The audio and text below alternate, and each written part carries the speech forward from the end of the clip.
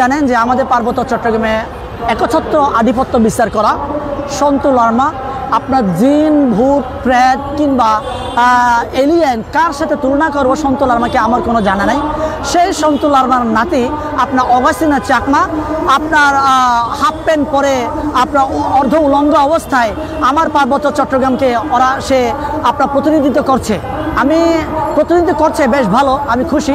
কিন্তু দেখেন এই অগাস্টিনা চাকমা আমাদের পার্বত্য চট্টগ্রামের তার যে নানা সন্তু লার্মা সে তার দাদুর উত্তরসূরি হয়ে আমাদের পার্বত্য চট্টগ্রামে যে সমস্ত বাঙালি ভাইরা রয়েছেন এই বাঙালি ভাইদেরকে উচ্ছেদ চেয়েছেন। তিনি বলছেন পার্বত্য চট্টগ্রাম থেকে নাকি বাঙালিদেরকে উচ্ছেদ করতে হবে, বাঙালিরা থাকার সুযোগ পাবে না। আমরা যারা অন্যান্য জাতি রয়েছি বাঙালি, শাক, কিয়াং, কুমির, বং, লুসাই, পাঙ্গুয়া, হুড়ো, আমরা সবাই মিলে পার্বত্য চট্টগ্রামে থাকবো।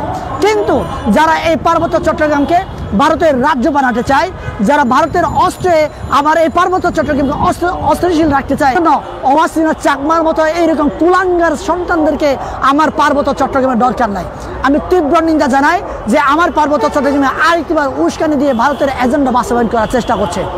আমার পার্বত্য চট্টগ্রামে এখন বাঙালির অবাঙালির সবাই মিলে আমরা একবদ্ধভাবে থাকার জন্য আমরা কিন্তু শপথ গ্রহণ করছি।